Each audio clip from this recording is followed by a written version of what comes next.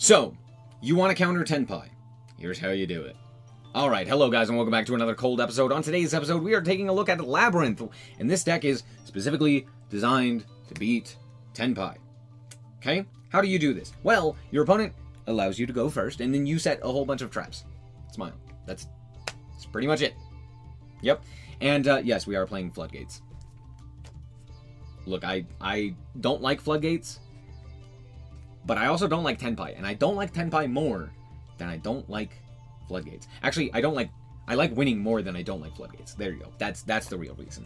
But let's just quickly go through the card by card and the explanation. Now, what we are most concerned about is our back row being removed. How would they be removed? Harpy's Feather Duster, Heavy Storm, Lightning Storm. I really didn't think it was going to be Storm again. It's Storm. So, we're playing a whole bunch of cards to protect our back row. We're playing 2 Judgment, we're playing the 2 Anti-Spell Fragrance, and we're playing 2 Heavenly Prison, so that we don't immediately die to the back row removal. Cool, now that that's out of the way, let's get into the rest of the cards. We're only playing 4 Labrynth monsters, 1 Lovely and 3 Lady. These are the best ones that we want to see, and that's it. We're also playing 3 Maxi, and that is it for the monsters. Why 3 Maxi? Because we have to draw somehow, and Maxi is the best one. It's also just kind of sometimes a turn skip, especially against other decks, so there's that. That is also why we're playing 3 Infip. So we're playing 3 Imperm, mostly due to the fact that it is a good card against a lot of the other metagame, and if we do end up going second, it is way more useful to have access to the Imperm and the Maxi to kind of help us push through boards sometimes, as well as it's just like decently good into like, or like to be able to establish some of your other cards. So it's just like one of the better traps as well. So there you go. Then we're also playing 2 spells. We're playing 1 Pot of Duality and 1 Pot of Prosperity. Why are we not playing Pot of Extrav? Well, because we want specific cards in our extra to utilize with Dogmatic Punishment. That's pretty much it. But realistically, Extrav is not terrible. I didn't want to run more spells. That's it. Like, I'd rather just draw another trap in that spot. So, yeah, there you go. And then the rest of the cards, the rest of the 39 cards, not 39, 29 cards, are traps. So, we are running 2 Dimensional Barrier, 2 Dogmatic Punishment, and 2 Ice Dragon's Prison, as well as 2 Terrors of the Overroot. Why only 2 apiece of all of these? 1 for Trap Trick, and 2 because they all can only be activated once each. So, if we draw multiple of them, it's not great. If they're like the same name, like if we draw 2 Dogmatic Punishments, that's not great, right? So, having more options is a little bit better. We're also running the 3 Infip, as I mentioned, 3 Trap Trick in order to get into our other cards. We're running 3 Destructive Daruma Karma Cannon, which is also fantastic, and then we're also running 3 apiece of Welcome and Big Welcome, obviously. And then, of course, the Floodgates, Anti-Spell, Fragrance, Skill Drain, and Summon Limit, which are just the best of the Floodgates. Obviously, you could play, like, Teakboo, right? Like, There Can Be Only One. But the problem with There Can Be Only One is it locks you out of having multiple ladies and or lovelies, which really slows down your game and allows for your opponent to more easily draw the out, basically. So we don't really want to do that. And, yeah, that's pretty much it. Also, the other Floodgate in, like, Goes In and Rivalry don't really work, because Goes In locks you, I believe, into specific attributes, which Tenpai is all dragons, and, like, Yubel is all dark, and Snake Eye is all fire, and did I say Tenpai is all dragon? Tenpai is all fire dragon, right? Which is the other part, which is Rivalry, which locks you into specific types. Could be the other way around. I don't remember. But, yeah, that also is not great into fire dragons. Or, like, dark fiends. So, it's not. You might as well just play these ones. So there's that. I also didn't want to play more Floodgates because Floodgates are terrible for going second. Especially Anti-Spell. Like, the only reason I'm normally playing Anti-Spell, or the only reason I'm playing Anti-Spell is because it's so insanely good against a lot of the power spell decks that are running around. Tearlament, Infernoid, and most notably, of course, Tenpai. So, there's that.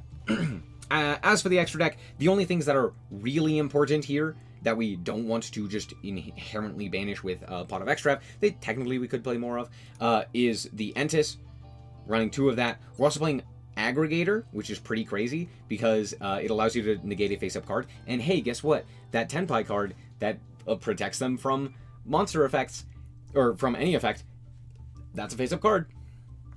We're also playing Malong and Baphomet and stuff like that. Realistically, we could probably cut some of these to play more copies of these so that we could play Extrav, but again, I'm not really too concerned about Extrav. It's fine, but we have a lot of ways to get to our engine with things like Lord of the Heavenly Prison and some of the other cards. So that's pretty much it. We're going to hop into the replays and show you how this deck performs. Alright, so here we are going first, and I did end up winning the coin flip, which is nice, and our hand is pretty decent. We have the Judgment, we have 2 Daruma, and we have the Big Welcome. We also have the Maxi, to which I will immediately fire it, and yeah, we're going to go, they're just immediately going to pass the turn. I'm like, okay, that's fine. We're going to go for the Lady here. We're going to special summon out the Lady, to which we will meet a Gamma. Kind of sucks, but it's not that big of a deal. We're going to draw Imperm, and away the turn goes. I draw the second Judgment, which is nice, and we're just going to set 5 and pass. Now, realistically, I think I goofed. I think I should not have set the Infip. Reason being, I now have no way to start my plays. I know, that sounds really weird, but it's like, if my opponent literally were to just pass the whole time here, I would not be able to do anything. I would... Well, okay, that's not actually true. I'm lying to you. I could draw a Maxi. Never mind. Forget I said anything. But it would require me to go, like, super neg. Now, obviously, my opponent's not going to do that, so it's not really that big of a deal. But it is a slight concern, more so than anything. My opponent just passes again. I would imagine they just, like, bricked. We draw Lord of the Heavenly Prison, which is actually insanely powerful here. Mostly due to the fact that if my opponent does anything... Right, we can just always refresh this, and then if my opponent does anything, which they are, we then have the ability to get our combo online due to the Lord of the Heavenly Prison's effect. So my opponent reveals, of course, they're on Tenpai. Of course, it's Tenpai. And they are going to then activate their cards. Hits Raigeki. Hilarious, by the way. They're going to go for the Biden Dragon, to the which I will go, no, that's not allowed to hit the field. I honestly thought this was going to be a Black Rose Dragon, and they just didn't. I'm like, oh. Okay, they go to the battle phase because we knew that they had the Kaiman, so they're going to search the Fodra here. I'm like, A-okay. And this is where, like, having the Imperm set is also pretty nice. So, yeah, we're going to just activate the Imperm here. And now we're going to go for the Lord of the Heavenly Prison now that they are in the battle phase. So the Fodra is negated, and out comes Lord of the Heavenly Prison. And we are going to then set ourselves a Big Welcome. And my opponent goes to main phase 2 and sets a card right in that column, and I go, oh, cool, it's Imperm. Not really that big of a deal, again, because we have the Destructive Daruma Karmic Cannon to just flip it down. So my opponent goes for the Imperm on the response of our Big Welcome. We go for the Destructive Daruma. My opponent goes for the Maxi, and I'm like, yep. You can have that additional draw, that's fine. Not really anything I can do about that. Honestly, here's the thing. Just so you know, if you are playing against Lab, potentially hold that Maxi. Is the draw more worthwhile than potentially stopping your opponent from setting a card off of Lady? Right, just keep that in mind. I think here, it was probably a better option to go for the Maxi to get the draw, but I'm just... Keep that in mind against Labrynth. That's something that you can do. We go for the Lovely here to pop the Field Spell. Then we go for the Heavenly Prison. I forgot this one is the one that protects from battle. Oops. I didn't need to flip that up, but it's not really that big of a deal. We just reset the Big Welcome, as well as we set the Welcome that we just drew. Now, I could have potentially set, like, Imperm, which would have been nice, but honestly, I don't think it's that big of a deal. We're going to go for the Welcome here and just special summon out the Lady here. They're going to go for the Dark Hole, wipe up the field, that's fine. They're going to go, then they have the Pydra, and I'm like, okay, I should probably interact with this. I'm also going to set an additional card, and my opponent just concedes there. Yeah, I'm just going to deal with the Field Spell, and I doubt that they have anything from that point, so, good game. Alright, and here we are going first. Once again, you'll love to see it. We also saw Lord once again, which is pretty nice. So we're going to activate the Lord, set 3, and pass. Now, we also drew the Judgment, which is also, again, pretty nice. But we actually don't technically have any combo starters here, which is kind of interesting. My opponent is going to go for Extra Foolish Burial to pitch Kit. Wild. They're going to go and mill a whole bunch of cards, which none of them were great. And then they normal summon Lumina, and I go, oh, we're playing the FTK. Got it. So... I'm going to prevent them from even doing that, because the thing is, Lumina specifically has to have a target in order for it to discard, and if this is what they normal summoned, no, not going to give you that discard. Weiss is the only target in their grave. I'm going to steal it. This also turns off Dragonling as well, which is like their only other play besides Weiss itself, so I'm feeling okay. We also have the Destructive Daruma. Again, I'm feeling great here. My opponent goes to the end phase. I'm going to wait for them to mill. They go for the wolf here. I'm like, A-okay. I'm going to go for my own lady at this point because I realize they don't really have anything. So I'm like, that's fine. So we're going to go and special summon out the lady here. And we do need to trigger the Lord and the lady. So I'm going to go for the Daruma here. Kind of seems counterintuitive, but it allows me to both trigger the Lord as well as the lady, which is great. So we're going to set the big welcome. And then we're also going to special summon off of that the Lord, which is then going to reveal the concession from my opponent. Yeah, they didn't really have anything, and we were fully locked up at that point. We can set the welcome and then just go from there and kick their teeth in. Good game. All right, once again, going first. My opponent has selected going second this time, and yeah, it's floodgate time. Yep, this is genuinely one of the reasons to play this deck. I set 2, I pass, I activate the roach. My opponent then goes, aha! That's fine. I'm still gonna kill you. Oops. Did you know that Songen summoning specifically requires, it makes your opponent unaffected by activated effects? Skill Drain's not an activated effect, it's a lingering effect, so, there's that. Same thing with Barrier. Same thing with Barrier. So they just attack, and I'm like, hey, okay. I'm gonna go for the Dogmatic Punishment here. We're going to, pop their card, and then I'm also gonna go for the boost here. My opponent's going to go for the Maxi, I'm like, that's fine. We're going to set the Pot of Prosperity. We're going to send the Garura. And yeah, I hate to see it, and it gets worse. I'm going to go for the Prosby here, and of course they're not going to Ash. I just kind of assumed that they would, and we reveal kind of nothing. I guess I just grab the Lord again, because that's kind of my best option. We're going to activate the Lord effect and deal 15 because of Prosby, and then set some more cards. Hip hip hooray. I'm immediately going to flip up this anti-spell fragrance. I'm not going to deal with, like, I don't know, whatever they're doing. Also, why this guy? I'm so confused. Why is Santa Claus here? Yeah, it's kind of goofy, but that's the second summon, and Summon Limit is a fair and balanced Yu-Gi-Oh card that allows me to then just prevent them from doing anything, and we get to set the Welcome Labrynth. I probably should have set the big Welcome. I don't know why I decided to set Welcome Labrynth there, but that's a bit goofy.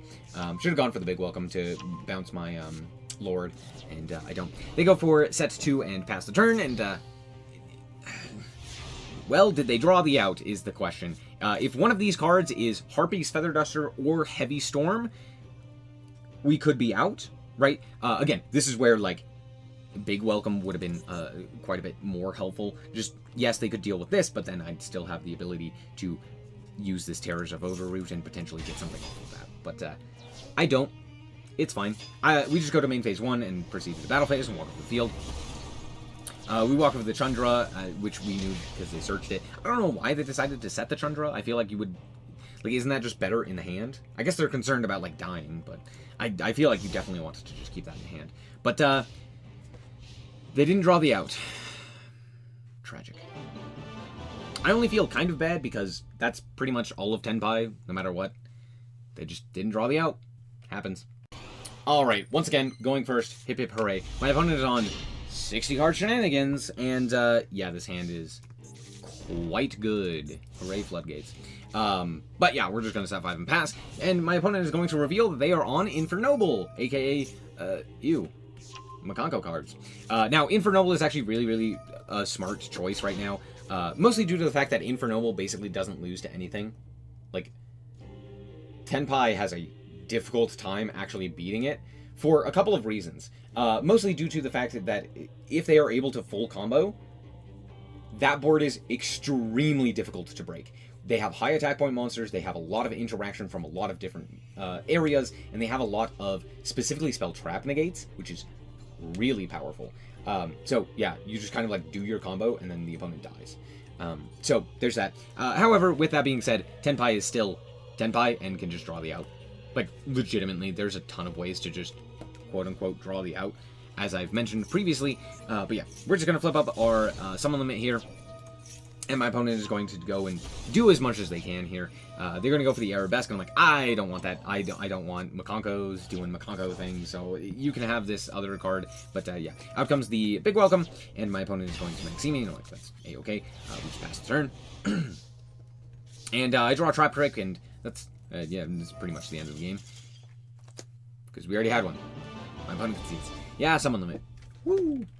And we're back with the deck, and honestly, I do really enjoy playing Labrynth, but Not a fan of the Floodgates. Obviously, I won with Floodgates because they are extremely powerful, but all things considered, I still think that this deck is very good, just in general, right? A more trap-centric version of Labrynth is very good, just in general, due to the fact that, like, Daruma and IDP and stuff like that being able to interact during the battle phase is very, very useful. And also it means that, like, your opponent has, it's harder for them to really interact if you have, the appropriate protection, right?